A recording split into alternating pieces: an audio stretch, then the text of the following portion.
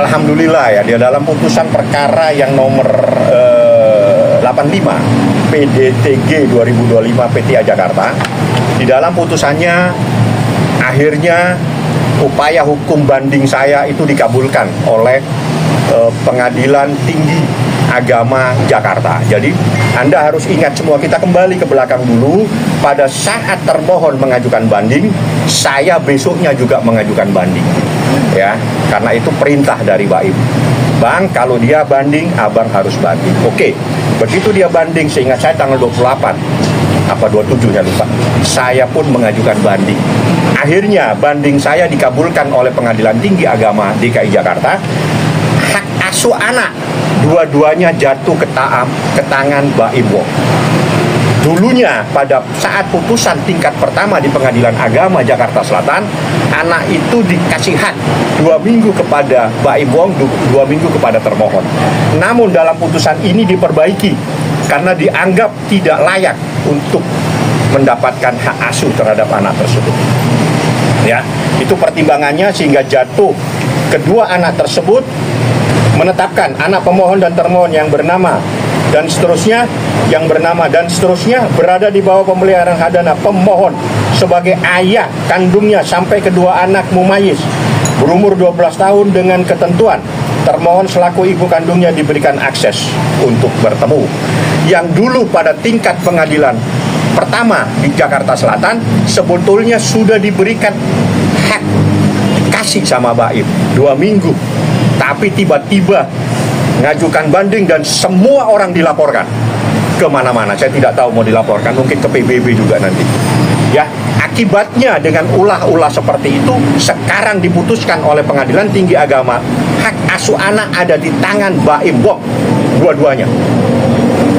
Dia hanya dikasih akses untuk bertemu, tapi tidak diberikan akses untuk lebih luas dari itu. Karena apa? Ada banyak pertimbangan, tidak perlu saya bacakan. Yang jelas, alhamdulillah dengan adanya putusan tersebut, bahwa yang selama ini berkembang di teman-teman semua, seorang ayah tidak punya hak untuk menjadi hadana atau pengasuh anaknya, itu adalah salah. Ya, ini adalah putusan di mana seorang ayah punya hak untuk menjadi hadona, mengasuh anaknya sendiri. Nah, mau apa lagi teman-teman?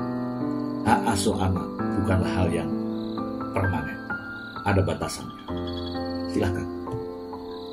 Pasti juga anak-anak pasti tahu ibunya, ya kan? Tetapi harga diri seorang wanita, nama baik seorang ibu, seorang Paula Verhoeven, harkat dan martabat seorang perempuan dipulihkan, itu lebih dari segalanya. Dan sebaliknya teman-teman, sebaliknya,